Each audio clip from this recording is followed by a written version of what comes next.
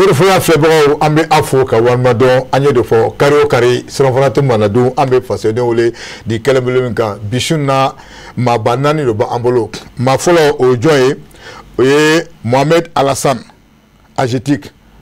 Mohamed Alassane, merci beaucoup an ye wele an ka kɛnɛ kan i y'an jaabi folikan jumɛn de bolo ka ɲɛsin Chérifula filɛbagaw ma. Yɛrɛ ni su Traoré bɛ Chérifula bɛɛ fo ka ni hakili ni miiriya ɲuman in na walasa ka fasodenw kunnafoni ka tila ka lajɛbaga bɛɛ fo ala ka a kuncɛ hɛrɛ la. Merci beaucoup. N'o bɔra yen maa filanan o jɔn o ye Basiru Porgo ye. Basiru Porgo n'i y'ale fɔ i b'a ko ministère de l'administration territoriale et de la décentralisation. Monsieur Porgo folikan jumɛn bolo ka ɲɛsin Chérifula filɛbagaw ma. Monsieur Traoré Nissou, merci pour l'invitation. An bɛ an filɛbaga bɛɛ fo ani ɲɛmɔgɔ minnu sɔnna an ka na ka na jamanadenw kunnafoni ni ko kura daminɛlen na. Merci. N'o tɛmɛna ka bɔ yen mun ye Amadou Bamajo.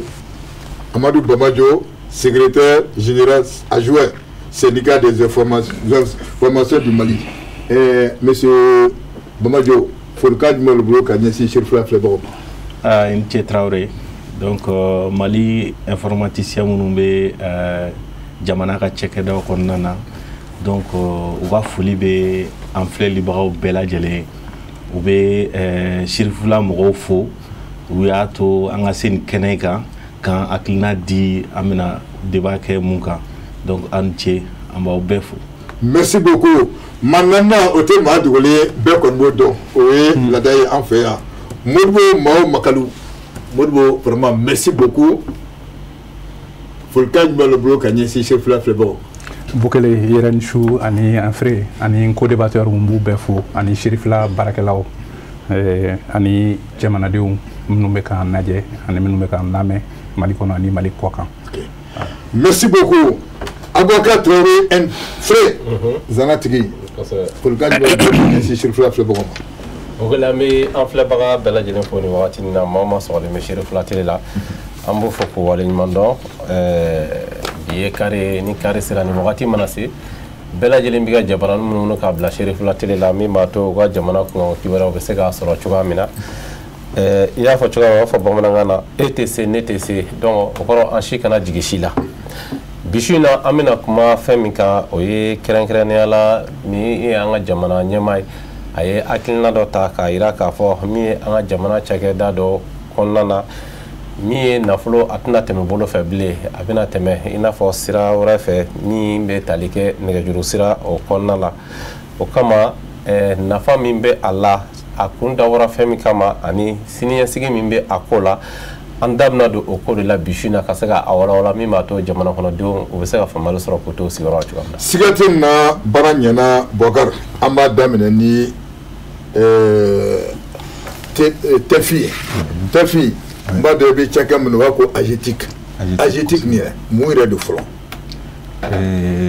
I ni ce i ka foli la i ka ɲininkali la AGETIC ye agence mun n'a bɛ gouvernement ka cakɛdaw la n'a ka baara ɲɛsinnen bɛ an ka administration digitaliseli ma o kɔrɔ tɛ dɔwɛrɛ ye an tun bɛ fɛn fɛn kɛ bolo la ani n'an bɛ fɛn fɛn kɛ ni papiyew ye k'olu baara kɛ cogow yɛlɛma ka kɛ machine siraw fɛ o de ye AGETIC ka baara ye ka administration bɛɛ transformer walasa fasodenw ka hɛrɛ sɔrɔ a la parce que administration digitaliseli bɛɛ a laban ye fasodenw de ye a laban ye ka fasodenw lafiya u bɛ fɛn fɛn ɲini administration fɛ a mana kɛ papier o casier judiciaire acte de naissance carte d'identité k'a bɛɛ nɔgɔya fasodenw bolo o de y'a laɲini ye. D'accord. Mais donc o la donc AGETIC kɔrɔ o fana sisan an b'a ye faransikan don dɛ a kuma ka ca bɛɛ b'i yɛrɛ ɲininka ko digitalisation yɛrɛ voilà mun yɛrɛ don digitalisation a kɔrɔ yɛrɛ ye mun ye a bɛ baara jumɛn de kɛ. Comme n y'a daminɛ cogo min na ni AGETIC yɛrɛ présenteli ye digitalisation tɛ dɔwɛrɛ ye an bɛ mun kɛ kɔrɔlen k'o kɛ cogo yɛlɛma an bɛ mun kɛ kɔrɔlen n'an b'a kɛ ni papier siraw ye n'an b'a kɛ ni an yɛrɛ bɛ wuli ka se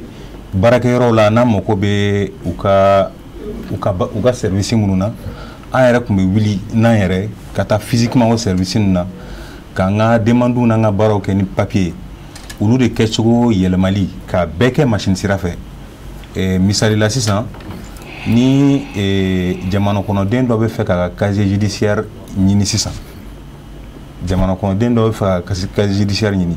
yɔrɔ casier judiciaire bɛ sɔrɔ mɔgɔ bangena yɔrɔ min na donc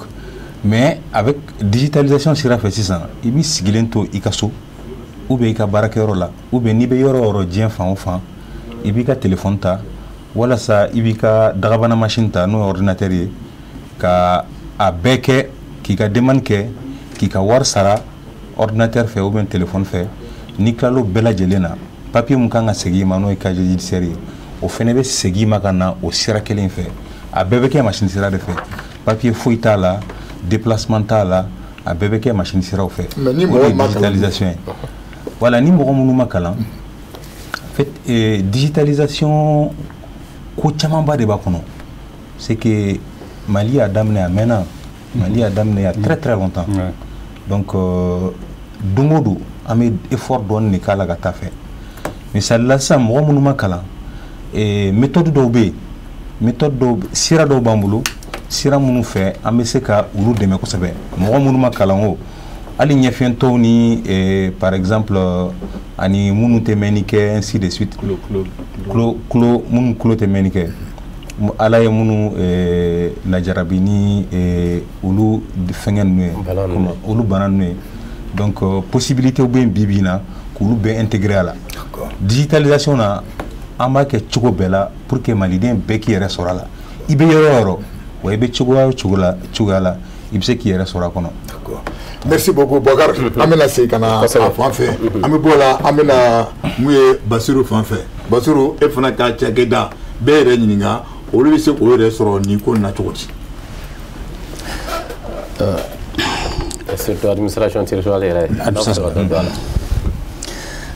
jamanakuntigi président colonel Assimi Goïta a kɛlen k'a ka discours kɛ mois de juin tɛmɛlen le 22 juin a y'a fɔ ko service public mun ye service minnu ni jamana ka service da mɔgɔ bɛ taa service ɲini minnu fɛ wari sara fɛn fɛn b'a la a y'a fɔ o don k'a wari sara bɛna kɛ ni nɛgɛjuru sira ye a ka bɔ wari papier ou bien wari kisɛ di la o kɛlen o kɛra sibiri ni ma fili araba mun taara o kan ni conseil des ministres kɛra comité interministériel dɔ bilala sen kan ministre dɔ farala ɲɔgɔn kan ka ci d'u ma nin discours mun fɔra a y'aw jija k'a waleya ka ɲɛmɔgɔya di ministre d'État, ministre de l'administration territoriale et de la décentralisation mun ye colonel Ablaye Maïga ye donc olu ye ɲɔgɔn dalajɛ ka commission technique créer commission technique mun ni anw informaticiens b'a kɔnɔ ani juristes ko ka nin laɲini k'a kɛ tiɲɛ ye ka sɔrɔ ka délai d'an ma tile 15 kɔnɔ an ka jija an ka segin ka na ni fɛn ye fɛn min bɛ se ka placer kan bon o kɛlen baara daminɛna tile 15 kɔnɔ solution nana a kɛminɛw nana yira ministre la olu y'a ye k'a fɔ ko a bɛ taa ni laɲini ye a taara yira président na président sɔnn'a ma o de la le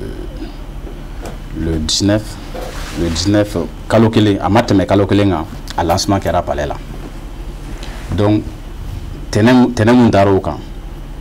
a bɛ fɔ cogo min na jour pour jour kalo kelen tile 30 kɔnɔ discours fɔ don ni a waleyali tile 30 kɔnɔ a fɔra ko k'a ta o don service dama dama fɔra o service dama dama in o ye wolosɛbɛn ye o ye carte d'identité ye o ye a bɛ fɔ ma ko infraction de la circulation routière n'i tora ka sariya sɔsɔ bolifɛn na ni polisiw y'i fiyɛ ninnu fɛn dama dama farala ɲɔgɔn kan k'a fɔ ko k'a ta o don in a wari ka sara sisan nɛgɛjuru sira fɛ mais mun y'a to a kɛra o ye laɲini mun kɛra an fɛ tile 15 kɔnɔ a fɔra k'a ka kɛ fɛn nɔgɔman ye fɛn min ni a utiliseli ka nɔgɔn Telfi y'a fɔ sisan digitalisation ye fɛn min ye a dabɔra de ka inclusion ka na ni inclusion ye inclusion kɔrɔ ye min ye mɔgɔ kana to kɛrɛfɛ bɛɛ ka se k'a kɛ i ye fiɲɛtɔ ye o aw b'a kɛ to kuma fɔcogo la i ye mɔgɔ kalalen ye o i tɛ mɔgɔ kalalen ye o a kan ka nɔgɔya bɛɛ ma a fɛn mun ka nɔgɔn bi na n'a yɛrɛ bi ka baara Mali kɔnɔ o ye sarali ani sanni ye nɛgɛjuru sira fɛ pharmaciw la supermarché la mɔgɔ dɔw commencera mɔgɔ dɔw bi ka baara k'a fɛ ka ban donc o de kama comité technique y'o solution de proposer o solution min hali ni réseau fanga ka dɔgɔ a ka se ka kɛ a ma fɔ ko solution wɛrɛ tɛ yen dɛ mais baara daminɛ na a fɔlɔla ni o ye ani service minnu farana mun ye mɔgɔw ka laɲini mɔgɔw ka teli ka minnu laɲini sisan i n'a fɔ bɛɛ b'a dɔn k'a fɔ concours mana daminɛ armée ka recrutement mana daminɛ mɔgɔw kamana bi gan fɛn dɔw sɔrɔli la a y'a fɔ casier judiciaire b'a la carte d'identité b'a la certificat de nationalité b'a la donc o fɛn telimani ninnu de farala ɲɔgɔn kan pour que an ka daminɛ ni o ye ni delina nana sigi mɔgɔw nan'o kɛcogo faamu mɔgɔw ka sɔn a ma ci dilen don ka ban k'a fɔ ko yan ni 2025 cɛ service bɛɛ bɛna bayɛlɛma ka kɛ o nɛgɛjuru sira ye. D'accord, bɛɛ yɔrɔ dɔ bɛ yen an b'a fɛ ka yɔrɔ min dɔn aw ko ko a service dama don donc maintenant n'i ko polisi n b'a fɛ i bɛ don a kɔnɔ donc ministère jumɛn don teliya bala sisan ministère de l'administration territoriale a fɔlɔ y'o ye o ye wolosɛbɛn ani a kopiw ministère de la sécurité n tɛ kuma tigɛ ministère de l'administration wolosɛbɛn o kɔrɔ de ko sisan o bɛ kɛ maires la o bɛ kɛ maires la merci tiɲɛ don o bɛ kɛ maires la wolosɛbɛn tiɲɛ don ministère b'a a politique sigi direction nationale de l'état civil ale de bɛ registre di nka mairie de bɛ gafe di ɲinibaga ma ok donc o wari sarali ni maires nana direction nationale de l'état civil la u tun bɛ registre ta u tun tɛ wari sara parce que direction nationale de l'état civil régi t'u bolo reçu kɔni bɛ dilan ka d'i ma mais e ma wari sara o ye manque à gagner trésor ma wari kun tɛ ka don trésor kɔnɔ bi o tɛ yen bilen n'i nana k'i b'a ta a saracogo a nɔrɔlen don kogo la a bɛ ɲɛ f'i ɲɛna i b'a lajɛ wa n'i tɛ se a kɛcogo la a bɛ ɲɛ yir'i la hali n'a sɔrɔ e yɛrɛ ma kalan mɔgɔ bɛ bili kɛrɛfɛ i n'a fɔ Telfi y'a fɔ cogo min na ni crédit tɛ ka téléphone kɔnɔ mɔgɔ wɛrɛ bɛ se ka sɔrɔ crédit bɛ min ka téléphone kɔnɔ e bɛ wari d'o ma a tigi bɛ sarali kɛ o ye registre ta yɔrɔ ye parce que registre gafe wolosɛbɛn 50 de b'a kɔnɔ kelen o kelen ni maires taara n'o ye maires la sisan ni mɔgɔ nana k'a bɛ a ka copie fɛ n'a bɛ tigɛ ka d'i ma olu b'o feere hakɛ min o hakɛw bɛɛ sariya bolo sigira ni baara in si tɛ se ka kɛ ni sariya tɛ mais an bɛ tila ka se o ma o ye administration territoriale ye ministère filanan ministère de la sécurité et de la protection civile polisiw n'i taara k'i bɛ t'i ka carte d'identité ɲini fɔlɔ a kun dɔnnen tɛ carte d'identité yɛrɛ ye joli n'i nana ni min fɔr'i ye i kamana gannen don i b'o de ɲini k'a di bi a sɛbɛnlen don a nɔrɔlen don kogo la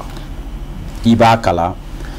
a saracogo fɔlen don i ye n'i t'a dɔn i bɛ ɲininkali kɛ i b'a sara mɔgɔ min sigilen don ka ɲɛsin ma n'a kan ka waleya kɛ ale fana b'a sɔrɔ a ka téléphone kɔnɔ k'a fɔ k'i y'a sara donc i nana min kama o bɛ ɲini ka d'i ma polisi t'a la an bɛɛ b'a la n'i fiyɛra chef an t'a lajɛ wa sisan kɔni o bɔra a la i fiyɛra kun min kama o sɛbɛnlen don i kan ka joli sara o sɛbɛnlen don i b'i ka téléphone ta i b'a sara agent b'a ye k'a fɔ k'i y'a sara i bɛ bila ka taa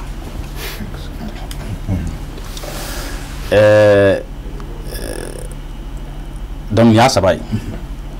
Nous farons casier judiciaire, certificat de nationalité, ou même justice là, tribunal là, ou nous faisons au choco kelen de nous. Fin wara farala ministère des transports, carte grise, permis, ni bête de balle à 600. Nga président ka discours ya ira ka foko bi a jagoyalen do ni service là, nga service do ku ya damne ka combien. Ministère des Finances là, impôt, ani marché public ou olu ye nyebla bara chamake akola. Donc 600. Ni mu ye sarali e folo. Sarali nana soro bara chama kumbe srala. Ka digitalisation ka processus yere be digitaliser processus ye mu. Bara fin bike yani kata la se la nyinima. La yini bi se ka ke fin dlale ab se ka ke gafe ab se ka ke service do immatériel fin te ki ba maga ite gala me imogo nyana bolendo o processus nous ni min mi se do bi kalo kelenta do bi sangelenta do ye tle dama ye olu be de bina do subahana machine fe do ko dakabana machine nango ko ordinateur olu be de bina do fe 600 et pour que a nyini baka qui to so ika salon ono qui to barakero la ibe furo de la ibe furo sera de la wo ibe yoro hali be voyage de la ikika la yinike ika machine kono amusaka bi be mima ika se ka sara ibse ki ka banki ibse ka fi ka banki i banki ka sara ni wari bi ka konti kono ibse ka ta ika téléphone nege juru sera kono ni tna opérateur ou trofo ni ka konti be mimo na ibota iba sara abe prévu fana be ira ka fo ka asaralendo o avantage o nafa e muye amena sigi fana OK vraiment bon nambure amena bamajo fanfé bamajo ni korofo flan be bon ay syndicat oui bon digo syndicat be go akuma kasha donc maintenant man yire amube o rola sisa aka ay mudo fam ala OK ni ngali njaranye syndicat yere jumé asikram kum jumé kama fugango wala parce que na fora digitalisation ko syndicat yera bi donc na fo ko ko nyini dodo bo anga syndicat sikira abe sanani bo angbe barala me bara chamana ni la nyini fleni ni chama kume anga la nyini kono amaga gafe mulabe na mina bla jamana marabako fe no anga la nyini ni donc oui yere anga la nyini do bo yere ka soro la nyini ma se mo ma folo donc oui digitalisation ku anga la nyini chamanche ba yere maintenant syndicat yere sigira mun kama bibina niye jamana barakelaw laje syndicat be komi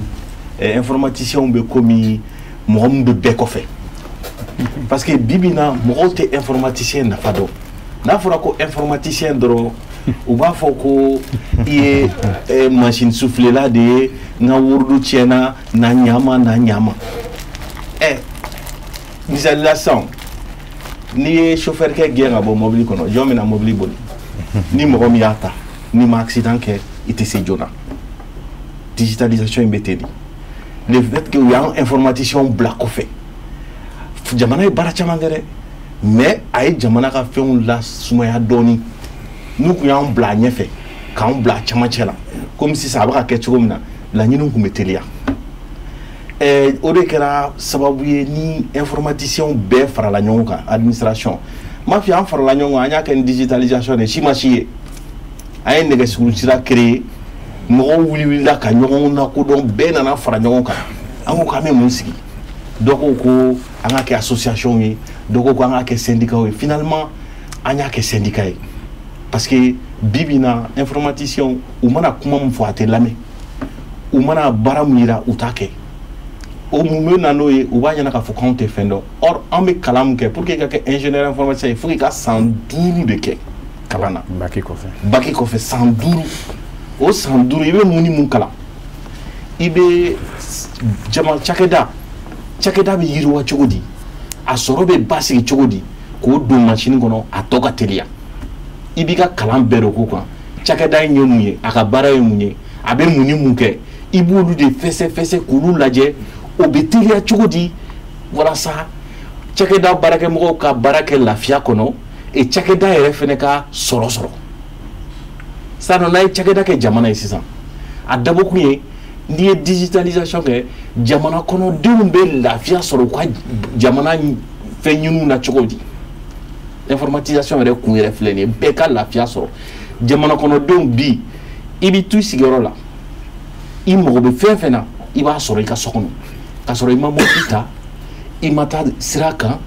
i ma wuli ka taa sɛgɛn kɛ i ma t'i jɔ jamana baarakɛda la k'i ka sɛgɛn kɛ ou bien sɔrɔfɛn ko ka bɔ a la a b'o bɛɛ de bɔ yen nɔ donc n'o ye bɔ yen jamana fɛnɛ baarakɛdenw minnu tɛ informaticiens ye olu fɛnɛ ka baara u bɛ lafiya de sɔrɔ a kɔnɔ n'a sɔrɔ i bɛ papier ta ka fɛn bɛɛ calcul kɛ imagine u ye registre fɔ ni e taara i ka sɛbɛnfura bila jamana ka baarakɛyɔrɔ la mun mago bɛ fɛn dɔ la i bɛ taa se secrétaire ma a bɛ mun kɛ a b'i ka sɛbɛnfura minɛ a b'a sɛbɛn registre dɔ kɔnɔ a b'o registre datugu a b'i ka sɛbɛnfura ta a bɛ taa di yen baarakɛla jɛbɔgɔ ma mɔgɔ min bɛ baarakɛyɔrɔ la mun bɛ se k'a baara kɛ o fana b'a fɔ ko nin baara kɛ nin papier in kan donc o de ye tɛmɛsiraw ye a bɛ tɛmɛ o fɛ informatisation bɛna mun kɛ o tɛmɛsira minnu filɛ nin ye dɛ i bɛ miiri de k'a fɔ jɔn ni jɔn kan ka baara kɛ kuma jumɛn na a fɔ a y'o fɔ o de ye processus ye jɔn ni jɔn kan ka baara kɛ kuma jumɛn na an b'o de don machine kɔnɔ i tɛ tɛmɛ nin kan i tɛ dɔ fara a kan i tɛ dɔ bɔ a la et puis baara kan ka kɛ hakɛ min kɔnɔ temps hakɛ min kɔnɔ o bɛɛ bɛ dɔn donc n'o bɛɛ donna machine kɔnɔ i bɛ o bɛɛ de ja jɔn ye mun kɛ jɔn y'a kɛ n'i yɛlɛnna karisa n ka dossier bɛ karisa ka yɔrɔ la a bolo kelen don n'i donna machine kɔnɔ i b'a ye donc secrétaire mana don dɔrɔn directeur b'a yɔrɔ la a tɛna wuli ka taa s'a ka directeur ma directeur fana tɛna i sigi ka temps sɔrɔ k'a fɔ k'a ka tila ka n'a ta ka di donc ale b'a kɛ dɔrɔn a bɛ di mun ma o b'a kɛ donc o de bɛ lafiya di jamana kɔnɔdenw ma parce que i ka papier bɛ kɛ jɛya kɔnɔ a bɛ teliya mais jɔn b'o baara kɛ o ye informaticiens de ye olu de b'a fɛsɛfɛsɛ jɔn kan ka mun kɛ mun kan ka kɛ yan fɛ olu de b'o fɛsɛfɛsɛ mais n'olu bilala kɔfɛ a bɛ kɛ cogo di d'accord donc du coup u ye laɲini u sigira jumɛn kan u sigira informaticiens ka hakɛ u ka hakɛ ka d'u ma hakɛ ye mun ye u yɛrɛ ka dɔn k'u lakodɔn u sigi u takun ye nin de jamana ye wari don olu de la ni wari donn'u na u kan ka baara dɔ de kɛ o baara in n'o baara ta ka lawaleya u bɛ wari min ta o wari bɛ kɛ cogo di donc o ye fɔlɔ ye a filanan ye mun ye fɛnkɛ an yɛrɛ ni kan ka baara kɛ sariya jumɛn kɔnɔ informaticien kan ka baara kɛ sariya jumɛn kɔnɔ n'i ka hakɛ demande i ka baara fɛnɛ ye mun ye i kan k'o kɛ donc o fɛnɛ kan ka kɛ cogo min na an bɛ dɛmɛ k'o fɛnɛ ka kɛ ka informaticien bɛɛ fara ɲɔgɔn kan walasa u ka se k'u ka baara kɛ a kɛcogo la k'u ka causes bɛɛ défend donc an sigikun ye o de ye walasa nin baara in bɛ taa ɲɛ cogo min na a ka kɛ lafiya kɔnɔ ani faamuya kɔnɔ. d'accord n'ala sɔnna an b'a dɔn bisu na bɛɛ don kulubi la donc yɛlɛmani dɔ bɛna kɛ yanni lundi cɛ. n'ala sɔnna ma. d'accord an bɛna Modibo Mawo Makalu fɛ Modibo vraiment nin kɔrɔfɔ nin bɛɛ n b'a fɛ e ye mun de faamu nin na n b'a fɛ i k'i da don a la. ayiwa ne bɛ se ka min fɔ ne min kɛra ne ɲɛna barisa o ma kɛ nin waati in na a kɛra président Amadu Tumani Ture ala ka hinɛ a la ka waati la barisa ne tun ye ale ka chargé de mission ye pour les nouvelles technologies de l'information et de la communication fangaba de tun bɛ Mali la ni machine ko ninnu n'a bɛ fɔ a ma ko nouvelle technologie de l'information et de la communication na n t'a dɔn n'aw ye Bamako 2000 ko mɛn président Alpha Oumar Konare ka waati la n'i tun ye Afrique tile bi yanfan ta Mali de tun bɛ pratiquement dugu ninnu bɛɛ ɲɛ nouvelle technologie ko la Bamako 2000 ɲininkali kɛ les passerelles du développement o bɔlen kɔfɛ an kɛra Amadu Tumani Ture nalen fanga la an taara Mali o y'a sɔrɔ Mali kɛra pays d'honneur ye sommet mondial pour la société de l'information Genève diɲɛ dugu bɛɛ faralen ɲɔgɔn kan Mali de tun ye pays d'honneur ye premier ministre Adama Samaseku ala ka hinɛ a la ale de tun b'o ko ɲɛma i y'a faamu donc bonyaba de tun taara ka di an ka Mali ma an tun ye sangaba de sɔrɔ nin fɛn ninnu na est-ce que b'a dɔn Mali fana kɛra jamana fɔlɔ ye min ye internet sɔrɔ USAID ka sababu la et université du Mali de foyer 8 filles sɔrɔ Mali kɔnɔ yan américains ka dɛmɛ sira fɛ o tuma la donc an tun bɛ ɲɛ kosɛbɛ mais ne da donna la cogoya min na san 2003 rapport dɔ de bɔra n'a bɛ fɔ a ma ko indice de perception de la corruption Transparency International ko yuruku ka ca jamana minnu kɔnɔ diɲɛ bɛɛ kɔnɔ je crois que bibi in na o bɛ jamana 180 ɲɔgɔn de kɔnɔna la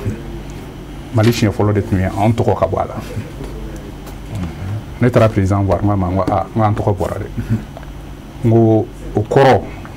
ko u ye données sɔrɔ an kan fɔlɔ données tun tɛ se yen mais sisan comme an kɛlen bɛ ka fɛnw labila u ye données sɔrɔ u y'an classé a ko ma ko bon kun fɛ k'a lajɛ mun ni mun don ni Peter Hagen ale tun ye ne fa baarakɛɲɔgɔn ye ale de ye Transparency International créé allemand de tun don a ko ne ma ko le pouvoir discrétionnaire est à la base de la petite corruption o kɔrɔ ko gafe bɛ minnu bolo minnu bɛ sariya minnu bɛ administration kɔnɔ ni pouvoir de signature b'u bolo ou bien ni pouvoir hali information b'u bolo ni jamanadenw mago bɛ fɛn min na n'u bɛ fɛ k'a d'i ma u b'a d'i ma mais tuma dɔw la u b'a fɔ k'u b'a d'i ma ko f'i ka fɛn dɔ sara e se k'o t'a la a b'ale de bolo i tɛ se ka taa ɲɛfɔ mɔgɔ wɛrɛ ye i tɛ se ka fɛn wɛrɛ kɛ mais o y'a sɔrɔ président Matouma Touré tun y'a fɔ ko les relations entre les usagers et l'administration kabra nana fanga la ko de ka gɛlɛ ale ma kosɛbɛ an bɛ se ka mun de k'o la o y'a sɔrɔ programme de développement institutionnel tun bɛ yen ministère de la fonction publique mais ministre Badi Oulgan fo an n'a ye baara k'o kan programme de développement institutionnel donc an ye baara kɛ ani président Jimmy Carter Amérique olu y'an dɛmɛ ka loi dɔ kɛ pour l'accès à l'information publique jamanadenw bɛ se ka kunnafoni sɔrɔ cogoya jumɛn administration bolo donc an ye structure damadɔninw de ta k'olu kɛ structure pilote ye Kati mairie b'o la commune 3 mairie b'o la douane b'o la impôt b'olu la an y'olu kɛ structure pilote ye k'a lajɛ a ko bɛ boli cogoya min na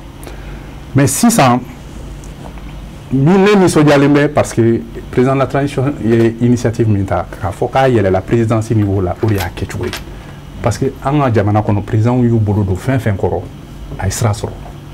barisa n'a bɛ ministère ka niveau la an bɛ min kuma la tan ce sont des c'est transversal de nouvelles technologies ale bɛ k'a fɔ recette ni dépenses t'a la mais a bɛ se ka kɛ kɛnɛya t'a la a bɛ se ka kɛ sɛnɛ ta sira fɛ a bɛ appliquer fɛn bɛɛ de la barisa bibi in na an bɛ fɛn dɔ de cɛ ma 4e révolution industrielle, la révolution numérique. Il y a famille, où est machine nous font tableau de. On a chifina mbokacha, donc avantage bambou. Mais si sans bara nous nekake, le ministère y a fait agétique, on a agétique créé là, notre conseil des ministres l'année de ACD, pour le président. Je crois que c'est en 2005. A créé l'IRE, en Banque mondiale de Abarak, ni ma fille, sans bafla en dou. Donc, nous faisons que jamanadenw bɛ se ka lafiya cogoya jumɛn dɔ bɛ se ka bɔ yuruku la cogoya jumɛn et je suis content que ministère de l'économie numérique bi ministère de l'administration territoriale barisa n'i ye décentralisation fɔ fanga bɛ mara cogoya min na gouvernance locale a tɛ se ka ɲɛ nin kɔ quand on décentralise les ressources humaines et les paiements et tout ça a tɛ se ka kɛ ni fɛn ninnu ma bila sen kan i y'a faamuya donc o de lakurayalen filɛ nin ye sisan et vraiment a taacogo bɛ ka ne kun minɛ kosɛbɛ et vraiment an bɛ foli bila u ye jamana ɲɛmaaw n'a ka baarakɛɲɔgɔnw ministère ani AGETIC mɔgɔw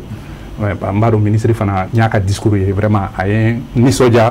barisa n ye n yɛrɛ y'a kɔnɔ parce que n tun famana ka nin fɛn ninnu mɛn n bɛ n yɛrɛ ye fɛn minnu kɔnɔ mais vraiment kibaruya duman don et nin fɛn minnu fɔra tan les impôts an ni impôt tun ye baara kɛ impôt de tun avancé len bɛ ni bɛɛ et barisa sale n'i y'a jateminɛ bi in na hali jamana ka sɔrɔ la 75 recette fiscale miliyari 1,2 ani 60 impôt b'o de la don nin fana b'a to caman bɛ bɔ yurugu la mɔgɔw bɛ se k'u ka impôt sa bɔlɔlɔ sanfɛ mɔgɔw bɛ se ka kunnafoniw sɔrɔ barisa n'i ye code des impôts lajɛ fɛn caman de b'a kɔnɔ i tɛ se k'a bɛɛ faamu monsieur Orgo y'a fɔ cogoya min na sisan fɛnw bɛ se clarifier barisa kunnafoniw bɛ di et puis a bɛ éviter les contacts a bɛ dématérialiser de donc i mago tɛ ka mɔgɔ dɔn yɔrɔ dɔ la barisa hali tuma dɔ la hali n'i bɛ baara kɛ présidence la n'i bɛ o bɛ kunnafoni na yɔrɔ dɔ n'i tɛ mɔgɔ dɔn o tɛ kunnafoni di mais sisan nin b'a to jamanadenw bɛ se ka kunnafoni sɔrɔ a y'a ɲɛfɔ cogoya min na numéro vert bɛ yen fɛn cogoya bon terfi bɛ se k'a ɲɛfɔ informaticien bɛ se k'a ɲɛfɔ fɛn caman de bɛ yen nin y'a daminɛ dɔrɔn de ye nin y'a daminɛ nin ye daminɛ ɲuman ye bon en tout cas kɔni an b'a ɲini vraiment a ka sira sɔrɔ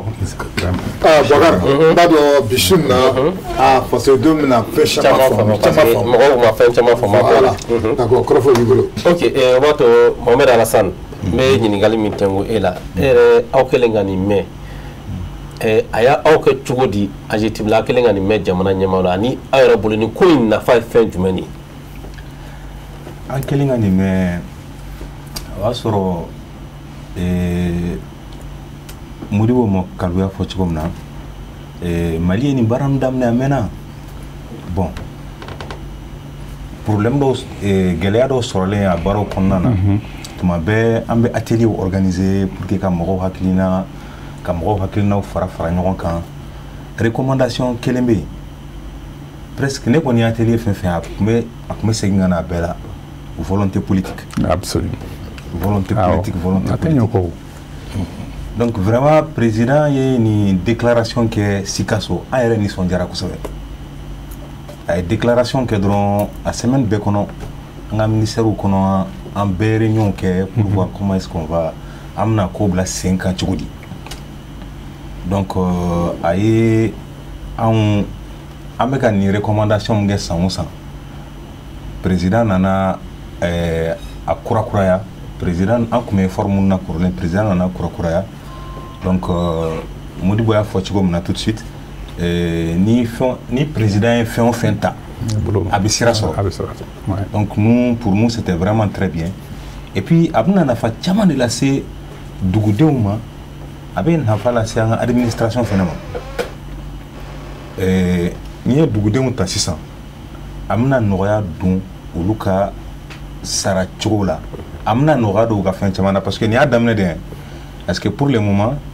yɔrɔ mun digitalisera o ye paiement ye c'est-à-dire n'i bɛ taa i ka carte d'identité nationale ɲini i kun b'a ɲini cogo kɔrɔ mun na i bɛ taa ɲini o cogo kelen de la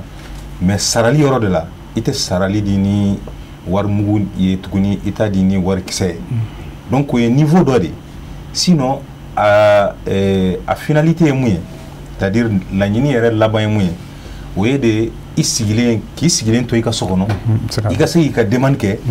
wa demande bɛ kɛ ni fɛn o fɛn a bɛ fɔ ko wolosɛbɛn de kan ka di i b'a bɛɛ di i ka téléphone fɛ i b'i sigi n'a pɛrɛnna don min na n'a ɲɛnabɔra don min na a bɛ f'i ye i ka taa minɛ a minɛyɔrɔ la papier dɔw yɛrɛ bɛ yen sɛbɛn dɔw yɛrɛ bɛ yen i tɛ t'u minɛ u minɛyɔrɔ yɛrɛ la dɔw bɛ yen u bɛ ci i ma téléphone yɛrɛ fɛ donc i b'a imprimer i b'a minɛ dɔrɔn a bɛ ci i ma dɔrɔn i b'a imprimer o de ye laɲini yɛrɛ laban ye o ye nafa belebele ye a bɛ mun se an ka dugudenw ma wa a bɛ inclusion fɛnɛ favoriser inclusion sugu bɛɛ a kɛra inclusion ye sur le plan du numérique c'est-à-dire dagabana machine sira ninnu fɛ a bɛ inclure parce que fɔlɔ yanni téléphone don kuma ni an ka habitude la an y'a ye mɔgɔ damadɔn dɔrɔn de kun habituelen don a la mais bi bi in na bɛɛ de bɛ i débrouiller a la dɔɔni donc a bɛ na ni inclusion ye o plan in na a bɛ mɔgɔw ka habitude changer administration côté fɛnɛ la a b'a permettre an ka administration ka visibilité ba sɔrɔ fɛn bɛɛ kan sur tout ce qui se passe ani traçabilité c'est-à-dire que fɛn o fɛn bɛ kɛ i b'a bɛɛ nɔ ye c'est-à-dire karisa de ye nin demandé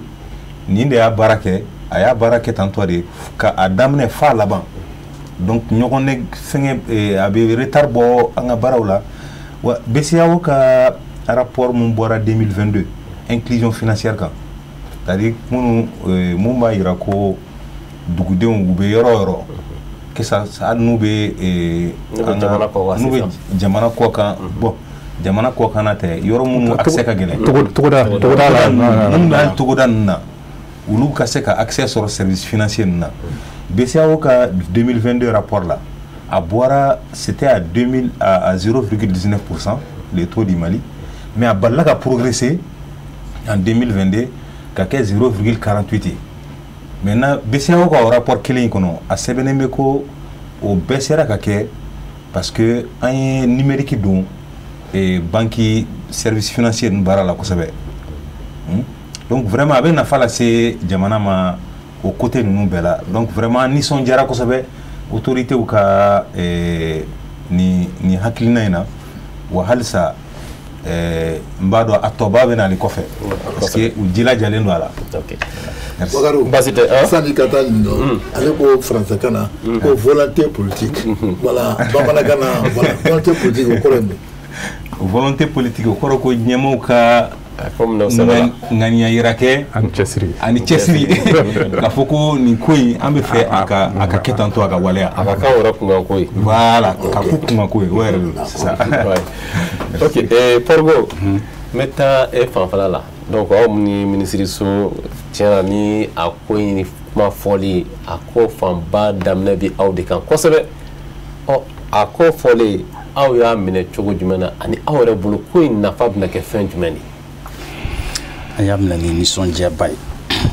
nisɔndiyaba mun na n bɛ segin kɔfɛ dɔɔni 2019 Covid daminɛlen waati dɔ nana se a fɔra ko mɔgɔw ka to so a kɛra gɛlɛyaba ye usager c'est-à-dire e ni ne an mago bɛ fɛn dɔ la baarakɛlaw bɛ so a bɛ ɲɛnabɔ cogo di an ye réunion caman kɛ ni subahana machine ye a fɔ o ma ko vidéoconférence digitalisation sababu y'o ye hali conseil des ministres tun bɛ ka kɛ n'a ye a fɔ ko bɛɛ ka to i ka yɔrɔ la mɔgɔw kana gɛrɛ ɲɔgɔn na bon o bɔlen a la mun ye raisonnement dɔ daminɛ mun ye sɔrɔko yɔrɔ ye n'i ye an ka mairie kɔnɔnaw ta don o don wari mun bɛ sɔrɔ wolosɛbɛn ni fɛn minnu tugulen b'o la wari mun bɛ sɔrɔ o la joli bɛ taa jamana kun joli bɛ taa kunfɛ k'a sɔrɔ sariya bolo bɛ yen nɔ bɛɛ nin yɔrɔ ye min ye mais nin yɔrɔ in a bɛ dépend ni wari hakɛ mun déclaré la ni mun ko fɔra o kun dɔnnen tɛ n'i ye polisiw ta polisiw ka hakɛ to mɔgɔ stigmatiseli tɛ mais waleyaw de don a ko tun bɛ kɛ cogo di circulation na wariw tun bɛ kuru cogo min na ka don mɔgɔ tɛgɛ jamana de ye jamana ye jamana de bɛ jɔ ni fɛn bɛɛ ye mais jamana de ye bolo kɔfɛ fɛn ye foyi tɛ taa jamana kun a bɛɛ bɛ yɛrɛkɛ ten nɔ donc nin fɛn in fɔlen n'aw hakili b'a la fana salon ministre dɔ bɔra k'a fɔ ko yɔrɔ dɔ la justice dɔ kɔnɔ dɔw tun bɛ ka certificat de nationalité feere 600 a tigi minɛna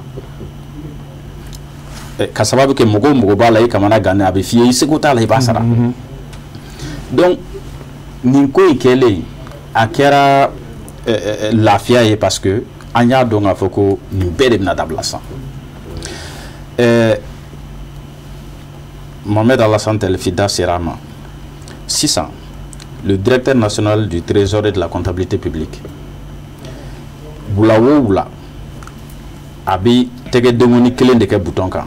a b'a dɔn wari hakɛ joli jiginna kɛsi kɔnɔ jamana kɛsi kɔnɔ nin togoda ninnu bɛɛ la minnu ko fɔra yanni tɔgɔ ka fara a kan waati o waati a sagoya la a b'a lajɛ joli b'a kɔnɔ a b'a dɔn service bɛ ɲini min fɛ wula fɛ e bɛ se k'a dɔn e ye hakɛ joli kɛ nka a uvilaman de don e tɛ se k'a ba yɛlɛma k'a kɛ fosi ye mɔgɔ min bɛ sanfɛ n'o y'i ka directeur ye mara fɛn fɛn b'ale ka mara kɔnɔ i n'a fɔ n'a ye percepteur ta commune kɔnɔ mairie fɛn fɛn bɛ ko commune kɔnɔ o b'o bɛɛ ye trésor bɛ bɛɛ ta ye o bɛ mun dɛmɛ lase yɔrɔ jumɛn ma a fɔ o ma ko gouvernance ni e y'o lajɛ yɔrɔ min t'a man ca i b'i yɛrɛ ɲininka mun de la nin yɔrɔ t'a man ca a b'i dɛmɛ i ka baara kɔnɔ waleya mun kan ka kɛ yala baara de tɛ ka kɛ ka ɲɛ wa en tout cas a kɔni na e dɛmɛ e ka baarakɛ sen dɔ ta e ka fɛn dɔ kɛ ka taa nin yɔrɔ ni problème gɛlɛya bɛ yɔrɔ min k'o gɛlɛya wuli donc ni dématérialisation mun bilala sen kan nin ye ni a bilala administration publique kɔnɔ a ye i bɛna fɔ ka wɔni bɔ mɔgɔ sen na parce que privé ma o kɔnɔ privé y'a daminɛ a mɛnna n'i ye baarakɛyɔrɔ caman lajɛ i n'a fɔ hali ONG minnu bɛ terrain kan ka taa wari di togoda la mɔgɔw ka baara misɛnninw kɛ i n'a fɔ nakɔsɛnɛ ni fɛn ninnu wari tun bɛ di min ma ka taa n'a ye a tun bɛ hali i kɛtɔ ka wari minɛ ka taa n'a ye problème don sira kan a bɛ taa min ma a bɛ di cogo di ala de b'a dɔn ɔ sisan nin bɛɛ bɛ kɛ nɛgɛjuru sira fɛ bon olu kɔnna k'a kɛ jamana mun ta ye nin bɛɛ ye mun na jamana t'a kɛ mun na jamana bɛ retard la donc volonté politique ye min ye donc laɲini ka bɔ jamanakuntigi yɔrɔ parce que n'a bɔra e ni ne yɔrɔ hali bi mɔgɔw ti da la ou bien mɔgɔw b'u sen nasumaya mais a bɔra sanfɛ de ka jigin sisan ka tila ka sariya bolo minnu kan ka falen k'o falen décret taara décret dɔw modifiera instruction ministérielle taara n t'a dɔn n b'o fɔ bamanankan na cogo min na ani arrêté interministériel taara yaasa ka baara in ka a kɛcogo fɔ jumɛn ni jumɛn de bɛ k'a kɔnɔ a sɔngɔ ninnu ye joli ye ni min man ɲi k'o tilen ka sɔrɔ ka mɔgɔw bila ci la ni lettre circulaire ye k'a fɔ bon k'a ta nin don in bɛɛ ka baara kɛ ni nin sira ye ni min m'a kɛ ni min y'a sɔrɔ a tigi y'a ɲini mun na tɛnɛ mun dar'o kan ministre d'état ministère de l'administration territoriale taara commune 3 mairie la ka taa lajɛ yala ko fɔlen tiɲɛ don wa tiɲɛ tɛ ORTM kun bɛ yen nɔ u y'a ja ta mɔgɔ mun nana kɛ u ye nimisiwasa min sɔrɔ u y'a kɛ a taara balola de ou bien a taara balola de parce que a ma fɔ mɔgɔ si a kan ka taa yɔrɔ min na an kɔni tun b'a dɔn k'a fɔ k'a kan ka taa yɔrɔ dɔ la mais a kan ka a bɛ bi yɔrɔ min mɔgɔ si tun t'a dɔn o kɔrɔ ko o bɛna continuer o bɛna continuer an ta bali mɔgɔw la polisiw ta fana kɛra wa a fɔr'u ye fana o de tun ka gɛlɛn dɔɔni mais a daminɛna sanfɛ ka jigin a bɛ fɔ min ma ko communication sensibilisation mɔgɔw bɛ wele fɔlɔ k'a ɲɛf'u ɲɛna karisaw a y'aw dɔn sen falen baaraw kɛcogo yɛlɛmara baaraw kɛcogo kan ka yɛlɛma a kɛcogo ye nin ye gɛlɛya b'a la dɛ an da bɛ tila ka s'a ma mais i tɛ se ka mɔgɔ to a ka baarakɔrɔ la ka na tile kelen ko e nana ni subahana machine ye k'o tigi ka baara yɛlɛma a tɛ kɛ ten décision politique bɛ yen nɔ sariyaw bɛ falen moyen technologique mun ye baarakɛ minɛn ye olu bɛ fara ɲɔgɔn kan nka formation b'a la ka mɔgɔ yira a ɲɛ yira a tigi la a bɛ kɛ cogo min ka tila k'a n'a hakili jira ɲɔgɔn na e mun yɛrɛ fana bɛna service ɲini e fana bɛ sensibiliser i bɛ kunnafoni an ka sabali ɲɔgɔn kɔrɔ ko daminɛ de don donc bɛɛ ka don a kɔnɔ dɔɔni. ok baasi tɛ donc o faamuyara o b'a to an bɛ taa min ye Bamajo fanfɛla ye nin ko in fanba aw jɔsen ka bɔ a la kosɛbɛ sabula subahana mansin dɔn b'a ye aw ye bi bi in na aw fana kelen k'a mɛn déjà i da don a la a ye nisɔndiya min sama parce que aw ka laɲini dɔ kun don nka e yɛrɛ bolo malidenw bɛ se k'u sigi ni nafa jumɛn ni nin ko in na. ok donc nin baara in c'est vrai que an tɛ se ka a diyaɲɛ dan fɔ parce que c'est comme si anw de welela bi bi in na anw de welela anw minnu y'a baarakɛlaw ye u y'anw de wele anw bɛ kɔfɛ u y'anw wele bɔ a ye na jamana mɔgɔw b'aw la bi donc la i ka kuma yɛrɛ mun ye anw welela jamana mɔgɔw b'aw la bi a bɛ se ka mun ye jamana kɔnɔdenw ye anw filɛ nin ye an bɛ se ka fɛn ba de kɛ parce que jamana filɛ nin ni jamana dira mɔgɔ ma k'a mara c'est à dire que i kan ka fɛn dɔ de kɛ jamana kɔnɔdenw ye o fɛn bɛ se ka nɔgɔya jamana kɔnɔdenw bolo cogo di ni subahana mansin donni a kɔnɔna na donc o subahana mansin mana don a kɔnɔna na sisan nɔ comme an da sera dɔ ma jamana kɔnɔdenw an bɛ baara kɛ c'est comme ko bi bi na jamana baarakɛ informaticien a ye fɛn kɛ jamana kɔnɔdenw bɛ lafiya sɔrɔ cogo min na o yɛrɛ de y'an yɛrɛ ye koyi jamana kɔnɔdenw bɛ lafiya sɔrɔ u ka jamana ko la cogo min na donc mɔgɔ wɛrɛ kan'a kɛ mais anw mun yɛrɛ y'a tɔ di anw ye parce que u ko ko anw de bɛna kɛ fɔlɔ-fɔlɔ a tun bɛ kɛ cogo di n'u bɛ fɛ ka fɛn dɔ kɛ u b'a ta u bɛ mɔgɔ wɛrɛ wele ka na arafɛ ko kɛra an bɛɛ ɲɛna yan an bɛɛ ye degun sɔrɔ a kɔnɔ mais après an yɛrɛ de y'a kɛ donc an ma taa kɔkɔ an ma taa bakɔ an yɛrɛ de y'a kɛ minnu papier minnu ɲɛnabɔ aw de y'o ɲɛnabɔ quoi wala informaticien de y'a kɛ malidenw de y'a kɛ c'est à dire que malidenw de y'a kɛ donc malidenw minnu bɛ se a kɛli la donc u y'a di malidenw ma o k'a kɛ donc le fait que maliden informaticien y'a kɛ o ye danaya don ko kɔnɔ o ye danaya don anw yɛrɛ fɛnɛ ma donc maintenant a ko bɛ taa cogo min na ni anw bɛ fɛn de dilan c'est à dire que u ye fɛn minnu fɔ c'est à dire que baara bɛ taabolo la cogo min na mun ni mun kan ka baara kɛ an b'o de dilan k'o don machine kɔnɔ sisan nɔ i b'i to i ka so i b'i ka baara kɛ machine kɔnɔ donc a bɛ fɔ o ma l'accessibilité c'est à dire jamana kɔnɔdenw ka se ka jamana u mago bɛ fɛn min na jamana kɔnɔ u k'a sɔrɔ u sigiyɔrɔ la o ye accessibilité il faut que o ka se ka kɛ an bɛ fɛn dilan mun bɛ se ka jamana kɔnɔdenw bɛ se ka fɛn sɔrɔ fɔlɔ i bɛ wuli ka taa n'i b'a sɔrɔ i fɛ yen nɔ o tɛ baara nɔgɔyalen ye o ye fɔlɔ ye filanan fana mun ye jamana kɔnɔdenw b'u sigi souvent u t'a dɔn jamana fɛnkɛ da Magalu da sera a ma bɛɛ da sera a ma yan jamana bɛ ka mun kɛ bɛɛ mɔgɔ si t'a dɔn tuma dɔ la maintenant ni informatisation donna a kɔnɔ a bɛ se ko jamana kɔnɔ jamana ka baara k'a kunnafoni di jamana kɔnɔdenw ma an bɛ ka nin baara in de masina kɛ donc a bɛ ka kɛ nin bolo la a bɛ hakilisigi se jamana kɔnɔdenw ma u b'a dɔn k'a fɔ mɔgɔ min b'u ɲɛ u bɛ ka baara ɲɛnamaw kɛ donc an bɛ se k'o fana kɛ walasa jamana kɔnɔdenw k'o kunnafoni sɔrɔ o fana t'a bannen o jamanatigiw fana jamana marabagaw fana bɛ ka baara dɔ kɛ jamana kɔnɔdenw fana kan k'u hakili di o la o mais o hakili bɛ di cogo di u bɛ comme on appelle partage donc o bɛ se ka fɛn dilan téléphone kɔnɔ ordinateur kɔnɔ kumakanw na an ka kanw na bamanankanw na olu bɛɛ bɛ dilan donc jamana kɔnɔden yɛrɛ fana b'a sigi a bɛ ka nin baara min kɛ a ka ɲi paiement filɛ nin paiement kɛra a diyara bɛɛ ye maintenant dɔw b'a fɔ a ye paiement kɛ a diyara n ye mais a tɛ nin yɔrɔnin fara a kan a tɛ nin yɔrɔnin bɔ a la donc u bɛ se ka jamana marabagaw informer o la donc olu b'o fara ɲɔgɔn kan k'a dilan ka ɲɛ jamanakɔnɔdenw bɛ content jamana marabagaw bɛ u ka hakili sɔrɔ jamana marabagaw fana b'a dɔn jamanakɔnɔdenw hakili ye jumɛn ye an y'u hakili sɔrɔ u bɛ se ka projet de loi ta donc projet de loi u bɛ se k'u prononcer o kan donc baara in kun yɛrɛ bɛɛ ka se ka to jamanakɔnɔdenw ka se ka u mako don u ka jamana na jamana fana ka se k'u mako don o la et puis yɔrɔ wɛrɛ fana b'a la c'est à dire que hakilisigi ye mun ye bibi na e ka wari e bɛ k'i ka wari sara donc i ka paiement bɛ kɛ il faut que u fana hakili bɛ sigi i mana wari bɔ i ka téléphone kɔnɔ o de fana b'i ka téléphone kɔnɔ a y'a di mɔgɔ ma o y'a sɔrɔ mɔgɔ min y'a minɛ o y'a sɔrɔ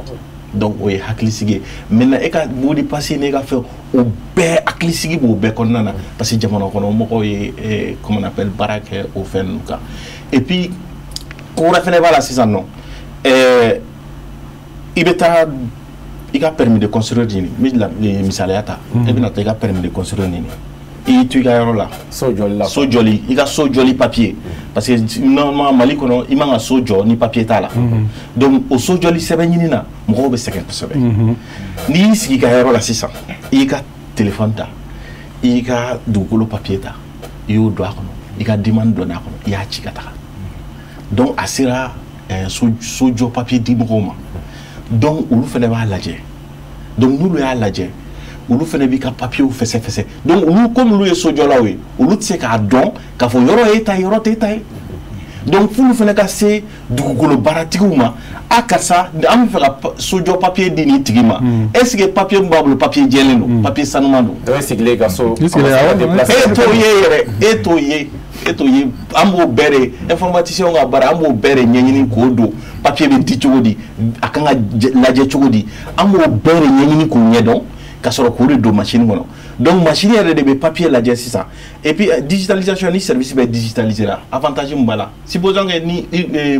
permis di yɔrɔ dɔrɔn de don donc olu bɛ mun kɛ olu bɛ tila ka dugukolotigiw wele ka papiye c'u ma ni sɛbɛnfura in bɛ cogo di mais n'a bɛɛ informatiser la comme an y'a fɔ cogo min na informatisation nafa ye fɛn fila de lafiya i ka farikolo kana sɛgɛn i kana wari caman bɔ donc farikolo kana sɛgɛn mun ye e tɛ taa yɔrɔ si i b'a don machine kɔnɔ wari caman bɔ fɛnɛ mun ye pour que a ka teliya baara fɛnɛ ka teliya l'efficacité baara ka teliya donc e ka sɛbɛnfura mana don urbanisme mɔgɔw fɛ yen donc olu fana b'u tugu a yɔrɔ la machine mɔgɔ tɛ kuma mɔgɔ si fɛ dɛ machine yɛrɛ de bɛ taga dugukolo papier machine ɲininka machine o ni sɛbɛnfura min dira ni machine in ma est ce que données min bɛ machine kɔnɔ est ce que e bɛ se ka nin lawaleya n ye k'a fɔ ko nin ka ɲi adamaden tun bɛ baara min kɛ machine de bɛ n'o kɛ adamaden place la donc olu b'a vérifier machine yɛrɛ bɛ machine filaw bɛ kuma ɲɔgɔn fɛ bon n'a fɔra kuma ɲɔgɔn fɛ voilà donc u bɛ kuma ɲɔgɔn fɛ papier min dira ne ma kadi machine a ye papier min ci ka na ne ma est ce que a papier ka ɲi machine b'a fɔ papier in ka ɲi ou bien papier in man ɲi donc e k'o temps jateminɛ machine b'a kɛ hali i tɛ bɔ a kalama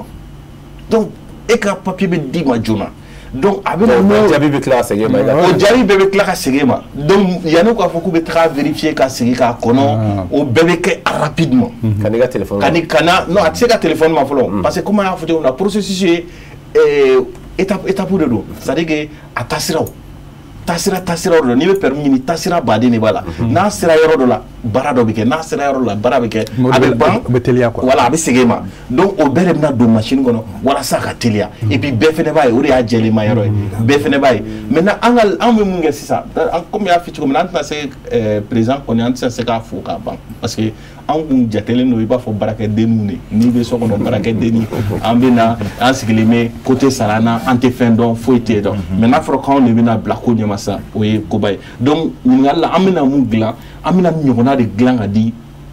jamana ma walasa jamana kɔnɔdenw ka lafiya sɔrɔ u ka baara kɔnɔ o fana t'a bɛɛ ye an bɛ nin fɛn fɛn kɛ il faut que a ka dɔn mɔgɔ min ye baara kɛ mɔgɔ min ye a kɛ ka dɔn ne ye n ka papier bila ka taga Tarawele fɛ yen Tarawele e kan ka tile kelen kɛ ka ne ka baara kɛ i ma tile kelen kɛ k'a kɛ machine b'a dɔn e dun saralen de don i saralen de don baara dɔ de kama e ye nin wagati jumɛn e ye baara joli kɛ e sara kun ye mun ye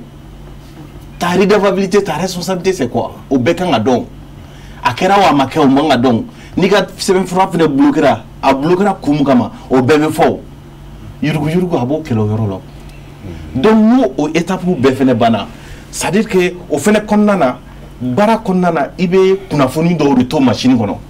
donc n'o kunnafoniw fɛnɛ farala ɲɔgɔn kan o fɛnɛ bɛ dɔnniya wɛrɛ de di a bɛ fɔ o ma ko aide à la décision c'est à dire a bɛ jamana maralaw dɛmɛ u ka se k'a dɔn mun ni mun bɛ kɛ misali la sisan nɔ mais exemple ta ni permis de construire bɛ kɛ sisan a bɛ ka so jɔ a bɛ ka so jɔ de l'autre côté i b'a sɔrɔ cartographie fɛnɛ bɛ yen nɔ minnu b'u dugukolo jɔli ni so jɔli ni dugu sigicogo ni fɛnw k'olu don machine kɔnɔ ni dugu bɛ ka bonya permis ta ka da yɔrɔ la machine filaw mana kuma ɲɔgɔn ye u bɛ se k'a fɔ dugu bɛ ka jɔ yan fɛ so 200 jɔra permis 5 de bɛ yen o tuma mun bɛ yen machine yɛrɛ o latigɛ o la u bɛ wuli o la o de bɛ na ni économie ye a yɔrɔ la c'est à dire que n'a fɔra économie numérique a bɛ se ka na n'o ye c'est à dire que n'u wulila pénalité bɛ saraw la a kan ka hakɛ minnu ma don jamana kɔnɔ n'u tun tɛ ye olu bɛɛ bɛ ye donc Tarawele e y'i ka so jɔ permis t'e bolo a ko bɛ cogo di e so jɔ ni yamaruya jumɛn ye munna e ma jɔ donc sariya minnu kan ka boli kan o bɛ boli kan o yɔrɔ la n'o bolili kan hakɛ minnu kan ka don waganden kɔnɔ n'o ma don o bɛ sɔrɔ ka don mais ni a ma informatiser est ce que o bɛ sɔrɔ o tɛ sɔrɔ n'est-ce pas donc a b'o fɛnɛ nɔgɔya kosɛbɛ fɛngɛ bolola la maintenant olu bɛɛ de bɛ fara ɲɔgɔn kan sisan kɔfɛ an informaticien de b'o kɔfɛ informaticien fɛnɛ bɛ yen an bɛɛ n'a ka baaraw cakɛdaw de don souvent u b'a fɔ ko informaticien tɛ fɛn dɔn a yɔrɔ dɔ fɔ o ye réseau ye donc i b'a sɔrɔ dɔ bɛ réseau dɔrɔn de dɔn kunnafoni bɛ bɔ yan a kana se ka tunu a kana se ka ɲagami ale ka baara o dɔrɔn de n'i y'ale wele k'ale kana sigi ka jamana cakɛda bɛ se ka baara bɛ kɛ cogo min na k'a fɛsɛfɛsɛ ale m'o kalan kɛ ale t'o dɔn ale bɛ mun dɔn k'a to mɔgɔ kana na i ka don an ka k'an ka information dɔ suɲɛ k'a sɔrɔ i ma bɔ a kalama donc ale b'o de sécuriser ka na information suɲɛ parce que ni information suɲɛna problème jumɛn b'a la sécurité la sisan nɔ ne taara ne ye ka carte sɔrɔ sisan n'i y'a sɔrɔ n bɛ se ka taa yɛlɛma ka photo dɔ sigi a kan ka taa di karisa ma ko bon n bɛ fɛ ka wari dɔ singa ko papier dɔ jan n bɛ ka carte d'identité e tɔgɔ ni fɛn bɛɛ b'a kan mais photo bɛɛ b'a kan k'a fɔ ko n bɛ photo bɔ yen dɔrɔn k'an yɛrɛ photo don a kan k'a suɲɛ donc olu ye sécurité informatique ye olu ye vol de données ye donc ale sigikun de mɔgɔ kana se ka maga données la ale b'o de kalan mais il va sɔrɔ ale ma kalan k'a fɔ bon machine bɛ dilan cogo min na baara kɛcogo bɛ dilan cogo min na k'a kɛ fɛn baara bɛ kɛ de ale m'o kalan mɔgɔ wɛrɛ de fɛnɛ y'o kalan donc